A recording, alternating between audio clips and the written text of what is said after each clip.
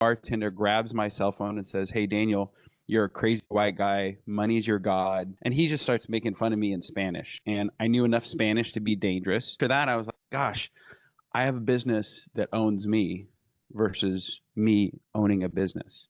All of these systems that I built to get to 50 million, we're now undoing and completely scrapping because, you got all these changes in the atmosphere, competitive forces, regulatory forces. You have an economy that may or may not be doing well. You got a Fed chair who's raising interest rates. So you have all these outside forces, but you have this one consistent thing inside your business. In order to double, you have to transform.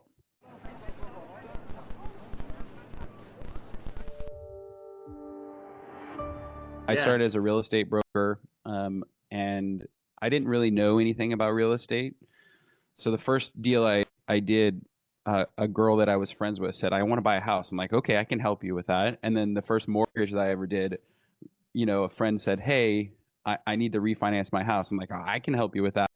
And then I decided I was going to be a developer, started building attached unit housing, and Home Depot said, "Hey, you can get a 10% more discount if you had a contractor's license." I'm like, "I can do that." And then I needed help rebranding in 2006 and 7 because the real estate market just crashed. And we hired somebody in the Philippines, and she was fantastic. She redid. I paid somebody in the U.S. $1,000 to redo logos and rebrand and do a whole bunch of work. And this gal just did it for me. And when I said, "How much do I owe you?" she said, "Oh, don't worry about it, Daniel. Maybe we can work on another project together." And that literally was the first person we ever hired. Fast forward, I get married on my honeymoon in Guatemala, Francis Ford Coppola Resort. It's beautiful, monkeys and trees overlooking this huge lake. It was actually called Lake Titicaca, which is weird, but and so I'm at the bar working until like 1 a.m. The bartender grabs my cell phone and says, "Hey, Daniel, you're a crazy white guy. Money's your god. Beautiful bride back in the room." And he just starts making fun of me in Spanish. And I knew enough Spanish to be dangerous. And so after that, I was like, gosh, I have a business that owns me versus me owning a business. And it was an epiphany for me because as a kid, I grew up poor, and I was like, I need to own businesses to become rich. And here I had a business that owned me instead of the other way around. And so came back from that honeymoon, determined to stay married, have a family, have kids, and really dove into leverage and hiring people. And that's basically how the company got started. So you hired this first person, and you sold. How did you figure out who your ideal target profile, who's your first client? How did you go from there to here? None of that mattered to me back in the day. When in the beginning, I was like, I was a real estate broker. I knew the mindset of real estate people. So when I met a broker, I was like, "Hey, who's on your staff?" I started qualifying them. Who's on your staff? Who does what? What does your org chart look like? What's your technology look like? Like, how many salespeople do you have versus ops people? What are you spending on accounting? And so I just started breaking down, like, how do they run their business compared to me? And I'd pull my P&L and I pull their P&L. And I'm like, wow, you have 7 people on your team and I only have 3. And so we started kind of just comparing my financials compared to their financials, and they saw opportunities. And what we do is we help businesses optimize their talent by looking at all these different things. And so in the beginning, my ICP was just anybody that was a broker, because that's how the company started. But in 2014, we decided that, it was probably good to diversify. And so now we help 71 different industries and really billion-dollar companies to brand new startups. 2000, you started when? 2008, 7? 2007, 2014, you were like focused on one industry during like the worst time of that industry, which is pretty Well, There's this book. It's called Crossing the Chasm, and they have this term that business people know. It's like the riches are in the niches. So we were hyper niched, and because of that niche, we were very specialized, and we knew exactly what our customers needed. And then we toyed with other industries as time went by, and said, I wonder if, these other industries would have the same pain points. And so that was the main thing. and then so you started out pretty much as a sales organization. So you're, essentially you're a middleman between the talent and the clients. And so how did that evolve? So in the beginning, you're just you're the one who's selling, and then you hired your first salesperson, and then how did you scale that operation, the sales team? Like your audience, I see a bunch of people that I know on here. Everything was out of pain, right? So I'm growing the business, and we're having leads come in, and I was doing all these appointments, and I was like, gosh, I'm in appointment after appointment all day long. This is really hard. I should get some help.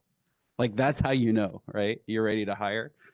I tell new leaders that you want to run your people until they're in the red, like a car. And then when they're in the red, give them help and see if they can train a peer. If they can train somebody, then they earn the right to be that next level manager. If that person succeeds, if they can train a whole bunch of people, they might actually get responsibility for a department. If they can build systems and processes and actually reinvigorate, meaning they can bend the curve of growth, then they own a directorship. If they can do that, plus look around the corner and go, gosh, we're doing really good in real estate, but maybe we should add construction services or some other thing. If they can see around the corner, you might want to put them in charge of stuff. Yeah. They earn the right to a C. So my first hire, it was really, I needed help as a salesperson, so I hired a salesperson. And then that salesperson turned out to be a good sales manager? I want to say that. He's a great person. He's still with the company, #1 sailor for us, but he never progressed past that. And then so you had to hire another salesperson. We hired another, and then another. So you were the sales manager for a while.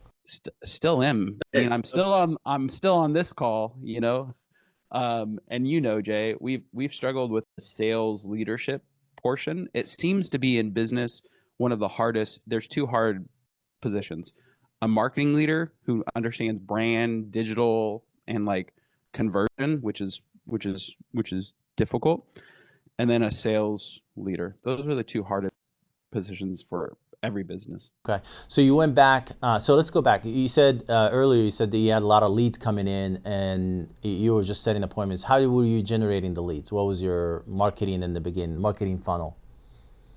Yeah, in the beginning, it was a lot of email, word of mouth. We go to conferences, and that's kind of, most businesses are set up for that kind of a sales process where you go to a conference, you speak like we are, talking directly to customers like we are right now. You go on stage and you'd say, I do this thing, I help people, get this value so they can have this life, right? Your elevator pitch. We did a lot of conferences, a lot of email lists, a lot of partnerships, a lot of, just talking to people. That was our funnel mostly. A little bit of social media, a little bit of website stuff, but mostly it was just talking. Cold calling people? No. Tried. Cold calling is the hardest thing in the world. And for anybody who does that on a regular basis, like, my hat is off to you. Although, it's funny is I had a friend of mine, somebody I've known and respected for a long time, just dialing for dollars the other day. And he called direct because I own some commercial properties. And he's like, oh, hey, Daniel, this is Tom. I'm like, hi, Tom. How are you? He goes, I'm really good. Hey, the purpose of this call today is I noticed that you own this property. And I was like, Tom, do you know who I am? He's like, he looks at the name. He's like, oh, it's Daniel Ramsey. Hi, how are you?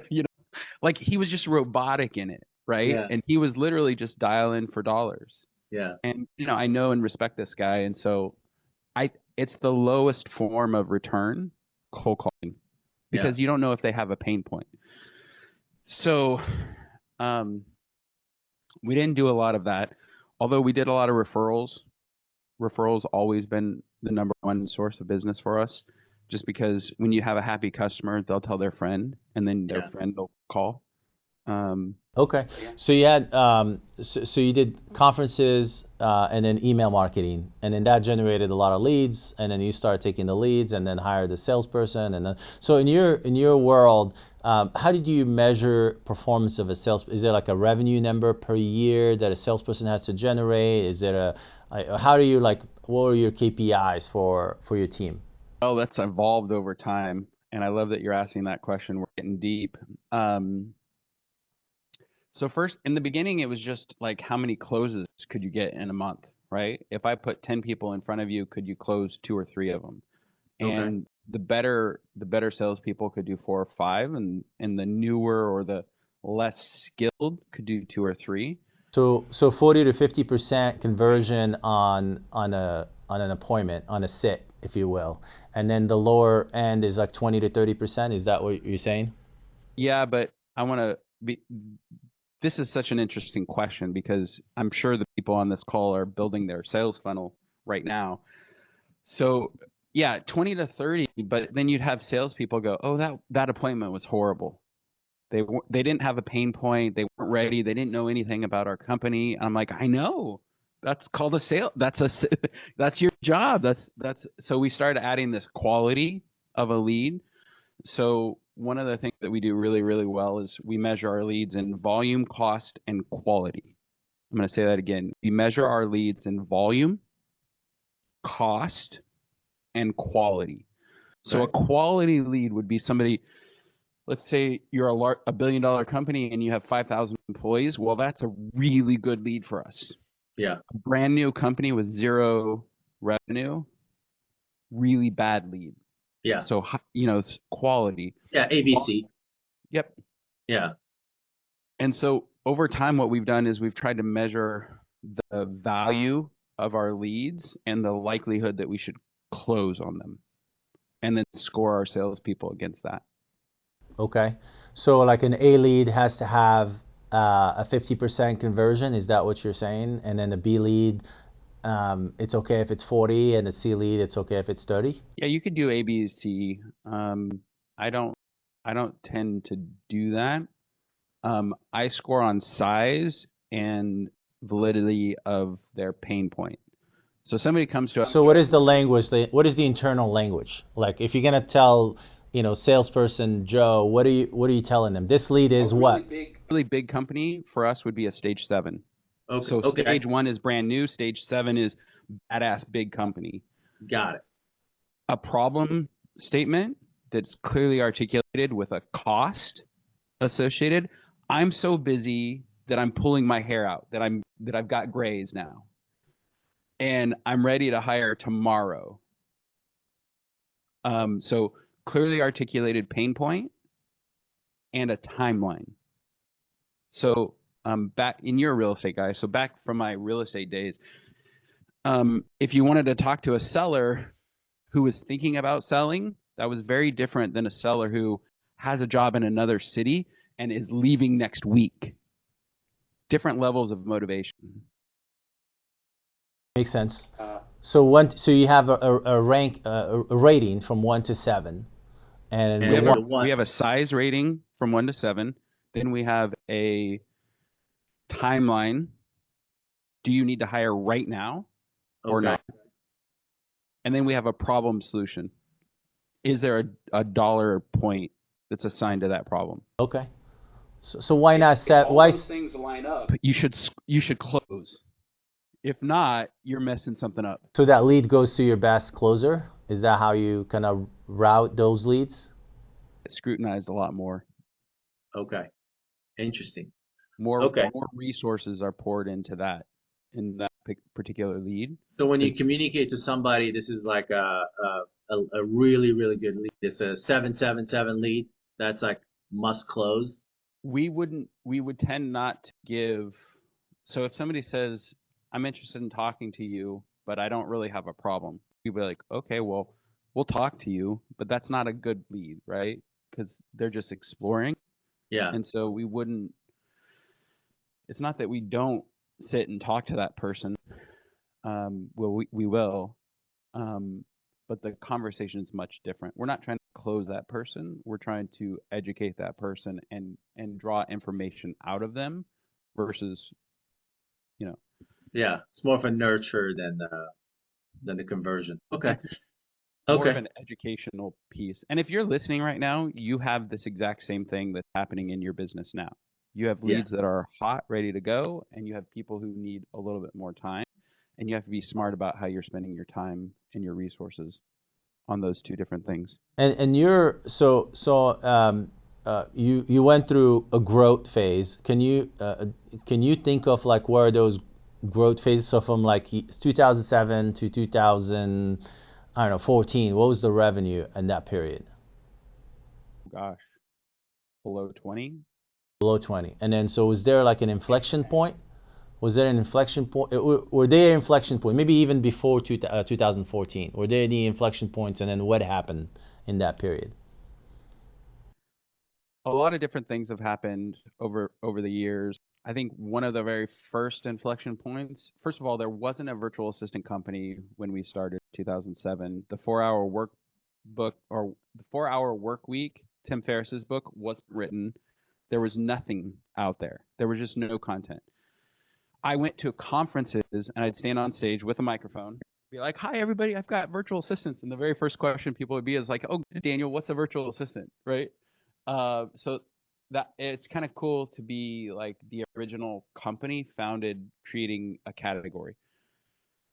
Um, that that was a very interesting time. I actually had a leader in my company, in one of our companies, actually call me lucky.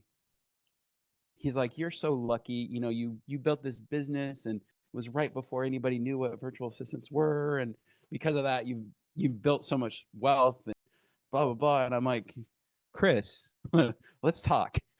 There's no luck. In fact, when they built it, I had to tell our customers what we were out in the marketplace explaining that this was even an option. No brand, nobody had language around it. It wasn't even defined." So first inflection point was we closed a big customer. We basically we went to a company, we created a partnership agreement, and this is what you would call a big brother. So we found a big brother. They were a large real estate company, and they agreed for a rev share to work with us. Hmm. And so we started selling hundreds of virtual assistants to their best people. That was probably inflection point number one. Number two, the 4-hour work week came out and all of a sudden gave So up to that point, what was the revenue when you did the Big Brother? 500,000, 600,000 a Okay. year. We were tiny. We were babies. Okay. Yeah. And then the next inflection point is The 4-hour work week came out. Tim Ferriss basically gave language to what we were. And that was kind of a cool moment. We crossed the $1 million mark at that time. Got a couple more customers. Yeah, and I think the next inflection point was just really structurizing our business to be although we're a service, we bucketed everything into products, and those same 5 products are today. So accounting, customer service, marketing, sales, and operations. Those are kind of the 5 things that we do. And before that moment, we would do everything for everybody. Somebody called, be like, "I need help with this." We'd be like, "Okay, we'll help." Today, what we do is like, well, wait a minute. You want a marketing person plus a salesperson, and you need somebody to check your emails too and post on social media. Like, how are you gonna? That's called an entrepreneur. That's called you. Yeah. You know. So probably the next inflection point was just really solidifying what our offer was to our customer and what we wanted to be. Gosh, inflection points. You know what's funny is I don't think anybody's ever asked me that before. That's what we do here. I like it. So you went from 500K with Big Brother, $1 million with Tim Ferriss, and then specialization. What's the revenue number there? Like 3-4 million, 3 because 4 million. all of a sudden we had a product we could clearly articulate to the marketplace what we did, what we were. We defined our customer really, really well, large teams. Something I don't share with very many people, got the data. That was a really big inflection point. I think that happened in 2012 or 13. So because we were a real estate company, all the real estate transactions are publicly available. And so there's only 2 organizations that have real estate data that you can buy. Brokermetrics is one of them. And this one guy who sued the MLS back in like the 90s and spent like 10 million bucks suing to get the data. And so he's a mortgage guy. So there's the mortgage guy and Brokermetrics. And so we actually got the entire universe of real estate professionals who actually had businesses. So, and I think this is an important point for your audience, because prior to that, when we spent $1 on marketing, we didn't know if it was working, because there's 1.6 million realtors. Turns out there's only about 30,000, 40,000 who really run businesses and like have production. And so when you spend $1 on 1.6, it feels wasted. Yeah.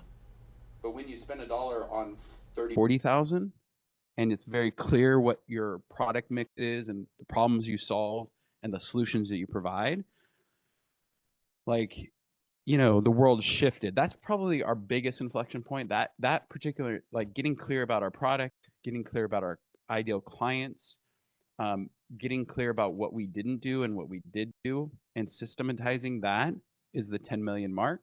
Like, if you can do those things, you cross 10 million. Building teams, team structure, software, processes got us to 20, I would say. Which part of the team structure? Well, we had, I'll give you an example. I mean, back to sales, because I'm a sales guy. You know, we had a 2-step sales process, and we initiated that. We had these quality, and 2-step meaning the lead raises their hand, we have somebody qualify, and then somebody close. Same thing in marketing. We would generate leads, but we never scored them. We would place people, but we didn't have a mechanism for, are we doing a good job or not doing a good job placing them? And so you start putting together these systems and processes inside your business. And that's really what accelerated growth. I knew how many people we could place on a weekly basis per head count. I knew how many we could sell. I knew how many we could market. And so then I could just kind of spend money in different areas so that we could win. So you said you could see how much revenue you'd made, head count of what, salespeople, or the pool of talent? All of it. And Okay. so I think that's what got us to 20, was just more data, more information. I could sit, I knew my financial, I knew our operational KPIs. We had a scoreboard put in place. We hired a COO who was with us for 7 years, I think. And his scoreboard that he put together in 2013 or 14 still lives today. Okay. So the mechanics of the business, you know, we play people.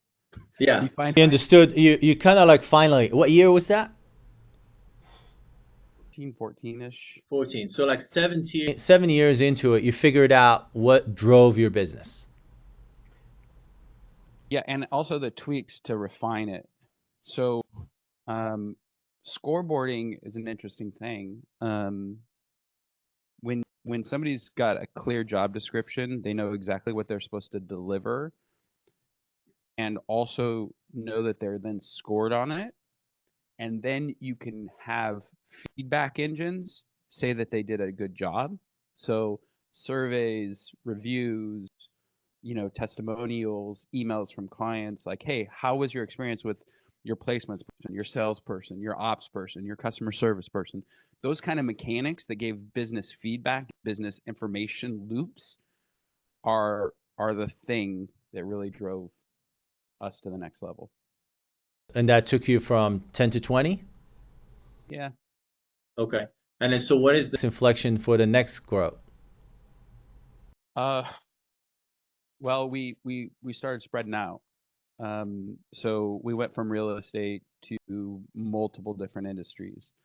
What's interesting is I remember my mortgage guy was like, "Oh, I could use an assistant." I was like, "Oh yeah, we can help a mortgage guy."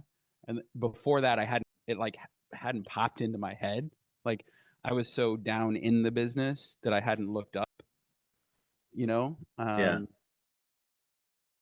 There was in that time frame, a couple things happened. So we got a CFO.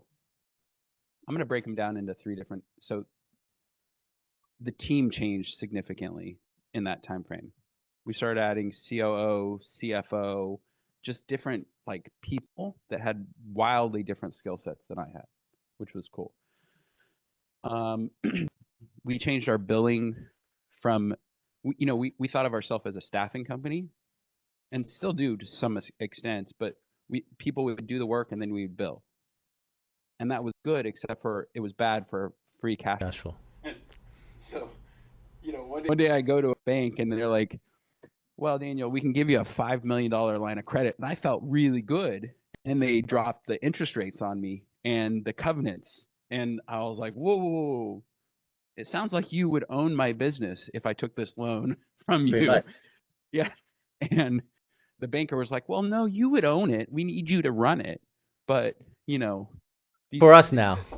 Yeah, these covenants exist to protect our capital." And I was like, "I don't think I want to do that." So because the CFO like laid out the cash flow and what we were doing, what I realized is billing in arrears was very expensive for our business cash flow. So we started billing ahead of time, and that was a big catalyst to growth because we no longer needed a line of credit. We no longer needed to worry about whether we were hiring the right customer or not, because somebody says, "Oh, I can't afford to give you 2 weeks up front." You say, "Well, let's talk about that. Like, what's going on with your business that you can't afford 2 weeks? Like, what do you mean you can't?" And so, yeah, that was a good. It's huge because that essentially helps finance pretty much the growth. Right. And it makes us not reliant on a bank, which Yes. no partners, no investors, no banks. And so we also at some point moved away from receiving checks, because checks bounce. People say it's in the mail, like you're like, "Wait a minute, what do you mean the check is in the mail? Do you think I'm dumb?" Like, don't say that. So we moved away from, and we started creating automations inside the business. So, this time frame was, I would say, about growing up. We elevated our business infrastructures, how we charge clients, how we build, how we did free cash flow, the reports that I got every week, every 2 weeks, every month. That's a big part of this growth, because when something was going wrong, like I knew right away, like that week, that something was going wrong. Whereas before, I was looking, it's like if you're driving and you don't have a windshield. Yeah. And I try to explain this to entrepreneurs all the time who, by the way, don't get financials on a regular basis. You're just like, it's like you're driving without a windshield. Give us an example. Give us an example of something that you like, an interesting example of something that you catch ahead of time. Like one of those things. Well, we catch it all the time. So think about any job. This is where people screw up with systems and processes. And if you're halfway listening, like many of you are, this is the part I'd pay attention to. Most people say they treat system and process like a checklist. I did this, or task. Like I'm doing this and I'm blah, blah, blah. What they don't do is then look back and say, did I get the outcome that I wanted? Is the customer happy? Is the business growing? How do they, a salesperson talks to another human. Does that human walk away feeling better in that conversation or not? So an example, with every system that you build, you want to have some sort of a audit after it so that you know that things are working out. We own some hotels, and when things, every week I see how many 5-star reviews. I also see how many 4, how many 3, how many 2, how many 1. That's a system that I've built to know that the guest experience at the hotel is high or not. Yeah. But you have to set that example for your people. You have to tell the manager, hey, we are going to meet once a week. We're going to talk about a 5-star review. We're going to talk about a 1-star review. Like, what happened? What did we do wrong? One of my favorite business books talks about a CEO is driving around doing some inspections, and he notices a light bulb is broken on one of his signs.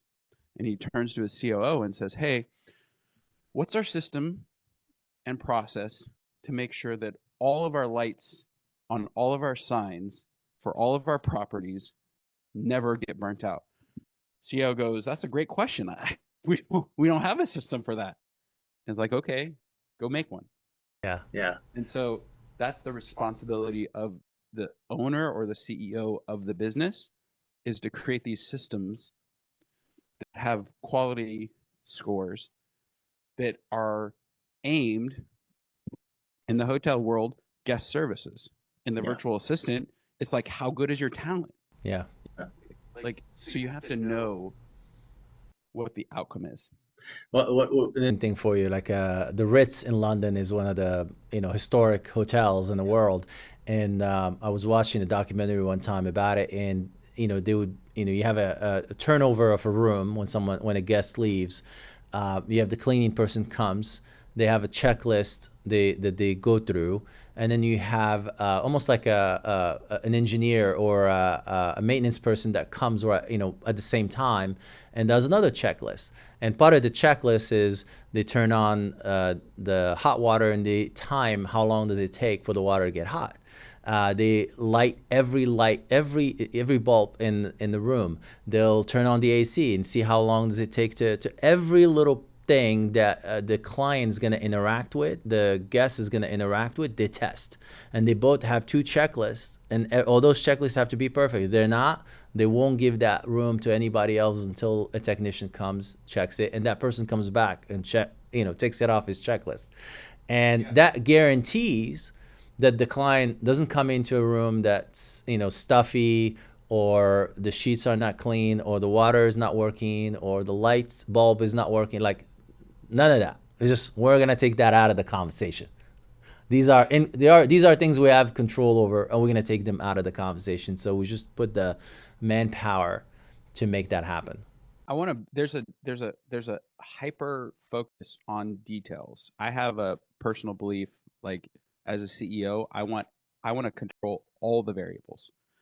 And in business, you just can't. But I'm going to try. Like, every single thing I possibly can, I'm going to control. And that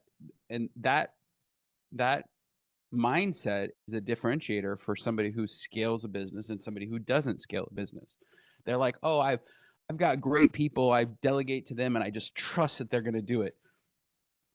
I got what? Good luck. Yeah. I love my people. I trust that they're going to do it. And we have systems in place so that everybody's accountable. And that's a difference maker. So that system piece, that's the inflection point. What's the next one? So where are you? Like, what are you? Is this the last inflection that you went through? The cash flow systems. Oh, I mean, I think we're. What's the revenue number here now at that point? 30-40 million. Okay. I think there's a point that is important that I want everybody to hear and understand. There are these like places inside your business that, and we all know it because you can kind of feel the human dynamics in life around this. At 1 million, it's really hard. Then you get a double or two, and you got 5 million. Then you double, and you get to 10 million. Really hard to get that growth rate. Hard to break 1 million, hard to get to 10 million. Doubling again to 20 was really difficult. 25 to 50 has been a mofo. And right now we're working from 50 to 100. And at each of those moments, everything that you've built, and this is the difficult and opportunistic part of being an entrepreneur, you know, all of these systems that I built to get to 50 million, we're now undoing and completely scrapping to get to 100. And like, and it's worse too, is because, you know, you got all these changes in the atmosphere, competitive forces, regulatory forces. You have an economy that may or may not be doing well. You got a Fed chair who's raising interest rates. So you have all these outside forces, but you have this one consistent thing inside your business. In order to double, you have to transform. Yes. And not when I say you, I mean you as the entrepreneur have to transform. And that's the hardest part about all this, because the leader that gets you to 20 million will not get you to 50, 50 to 100. That's the part that, like, to be honest, there are moments that I cry about it, and there are moments that I'm excited for the challenge. So tell us about that last one, the last transformation. What did you have to change about yourself? What did you have to change about your team to make that leap from? We're ongoing. In fact, I get feedback from my peers all the time. You know, my most recent thing is that I've been a, you know, CEO who's very detail oriented and want to control the mix. I need to hire leaders now that know what they're doing, and then literally let them lead, which is a new reality for a guy like me who likes to get in there, you know, and mess about everything. But there's just too many variables now. We have an office in Morocco. We're going through an AI transformation right now. And there's just too many things happening for me to control them all. And so I need other people like me who will control all the variables in their world. So there's a bit of a, you know, leadership transformation that's happening right now. I think that's probably the biggest transformation that we're rolling to 100 million right now. Got it. So okay, so let's transition to the actual sourcing and managing global talent. So from, you know, all, like, how long is it? 20 years now, almost 20 years of doing this. You know, like, if you had to like summarize what it takes to find and retain and be successful with global talent, what are like what's the secret sauce? What are the 3, 4, 5 things that someone has to do to be successful with global talent? I love that question. Number one, and this is probably the hardest but most important, is we've talked about systems and processes. In order to work with somebody who's not physically in your office, you have to over document and over explain things. And many times they don't have the context or the understanding of your business or your industry or the years of experience that you have. And so, like, I'm world class at a couple things, like world class. And to get an assistant up to speed to help me be world class at these couple things, like, it just takes time and a lot of explanation and a lot of documentation. And that is the biggest challenge. I just talked to a guy, he owns 4 dealerships in the East Coast, like and anyways, he doesn't have an assistant, and he's like, you know, Daniel, this is going to be too much work for me. I don't want blah blah blah. And I politely said, how many hours did you work today? You know, because I know the mindset. I am that guy. I know that guy. He's like, I work 20 hours. I'm on my 20th hour today, and you're talking to me. I'm like, yeah. So the first thing is just you have to want it more than the pain that leverage and delegation will give you. And you have to, you know, want that more. That's number one, I think. And defining those systems and processes and training and giving them time and, you know, getting all that. Number two, is a very clearly articulated outcome statement.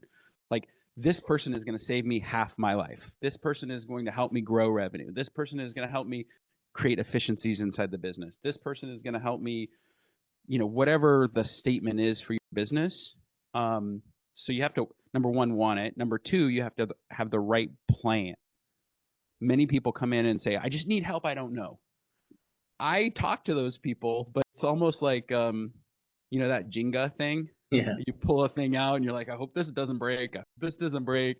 So just getting a really well articulated plan about like what this person's going to do and what their outcome is and how they're going to be held accountable. And, you know, I was just working with another leader within our organization, and this is on the construction side. And I was like, okay, so at the end of this week, what are you going to accomplish? Like, accomplish, like that's a word, right? It's like, well, we're focused here and we're going to work on this thing. And I'm like, no. What is the accomplishment going to be? So number two is just like, know the outcome, know the accomplishment, make sure it's clear, make sure it's measured, make sure it takes a lot of time. People don't want to invest the time. Gosh, 5 things. I mean, if you do those 2 things. Yeah, it may not be 5, maybe 2. Yeah. No, it might be. Well, maybe. Go ahead, keep going. Keep going. I think technology would be another thing. Like, you know, I'm not the most techie guy, but I do love a good automation. I do love, you know, utilizing the systems. I still take notes on every single meeting that I have with leaders. If I meet with you, I'm going to write notes about how I felt, what I thought, what the deliverable was, by when. I'm going to hold that person accountable. I'm also going to hold myself accountable. So I'd say the third is just really be thoughtful about your own systems and your own technology in your own world, because it's easy to, okay, I'm going to explain this one. This is a good one. Most people think I'm going to hire people to make my life easier. That's not how it works. And this is like when you hire somebody, if they do a great job, you put them in place, what it means is you're no longer responsible for that portion of that job or that portion of the business. But as the owner, CEO, founder, entrepreneur, your job is then to go solve bigger problems inside the organization and take on more responsibility, because now you have another human that you have to love on, provide opportunity to, be involved with. And most people think about leverage the wrong way. I would love for other people to run my company. I would love to not have to worry about it. I mean, that would be amazing but when I'm involved, revenue grows faster. Yeah. We deliver better service and product to our customers. Like, better outcomes just happen. So leverage is not to make your life easier. It's actually to accelerate the trajectory of what you're building. Accomplish more, to do more. It allows you to solve bigger problems, to accomplish bigger things, and but it doesn't really make your life easier. It makes it more complicated, and it's just yeah. You know what else is, when you hire really good people, it's hard to bullshit them. Yes. Like, they hold you accountable just like you hold them accountable, and you're in this really wonderful place of accountability and growth and leveling up and interdependence. Yeah, you're interdependent on each other. Yeah, absolutely. So the first goal is understand how badly you want to get global talent, and then and how it's going to make your life better, or helps you grow. What is the outcome, and then the end, and then what is the job to be done, and the system piece. And then what systems do you have around accountability and around, you know, follow through? And then obviously you gotta love on them, you know, teach them, train them, and keep communicating with them. And then, so do you have a piece around retention? Yeah. I like to think of employees, and this is again, you know, we have close to 3,000 in total. I like to think of them as highly paid volunteers. And the moment that they don't believe in you, they will simply pick up their stuff and volunteer somewhere else. So the retention piece, you've just got to be a good human. You have to provide opportunity for them. You have to actually care about them. That's another, whether they're global or not, doesn't really matter. I think there's a misunderstanding in my world of like people who are like, you know, they're just a cog in the wheel, or they can just do this for me. Like human dynamics makes that not really a thing. So Yeah. if I'm giving advice around that, I'm like, you know, you want to make the life better for the people around you so that they can be committed and all in. Um, and I think the last thing is this is probably number 5. You know, I'll see things before my people see them, and that's a challenge. Um, and so many times I'm waiting for them to ask me for help, or I'm waiting for the problem to happen, or I'm waiting for them to self-realize what's going on, and then problem solve with them. And you know, politicians say never waste a good crisis. Just don't let a good crisis go to waste. Yeah. Well, it's like they know that's like business leadership 101, right? When everything is going well, you know, you're high five and blah blah blah. When things are going poorly, that's when you as an entrepreneur or a CEO, a leader, get to step up and really serve your people.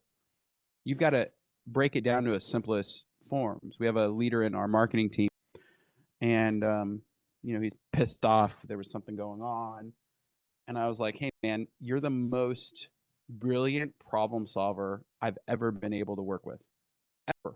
Like, I've seen your brain work over the last 5 years. I want you to just take this marketing thing and systematically break it down. Solve one problem at a time." That gives him calm, right? Another guy, I had to explain, hey, this is the reporting structure. This is what I want you to send me once a week.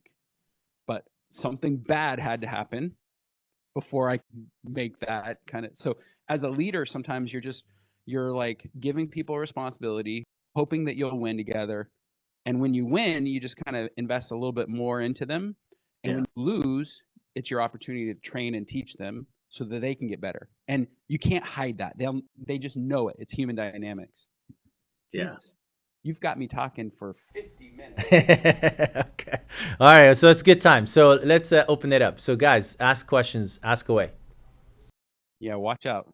Because we can probably Daniel and I always like this. We end up talking for hours. Way more than we expected. Yeah. All right, guys, jump in. I got a question. Yeah, please. Great job, Daniel. You're the GOAT, dude. I have a comment and a question. Comments. Looks like you're aging backwards, dude. I don't know what you're doing for your health protocols, but you look great. The question is around motivation. So as you're going through these processes and you're growing from 10 million to 25 million, 25 to 50, you're having to break everything and rebuild it. You're going through all this headache and stress. What was your mindset of not wanting to just be like, dude, life is good. Things are going great. Like, I'm making money, providing a great, abundant life for myself and my family. Let's not rebuild everything. Let's just stay at 50. Like, who needs to go to a fucking 100, dude? And I'm just curious, like, what goes through your head as you're like going, rather than just being like, let me just enjoy it and just keep things rolling, you know? Yeah.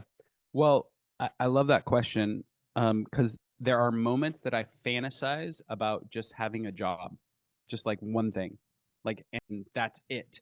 And like, it's a pure fantasy where I'm like, I come into the office, I'm high-fiving guys and all I'm doing is like doing one thing.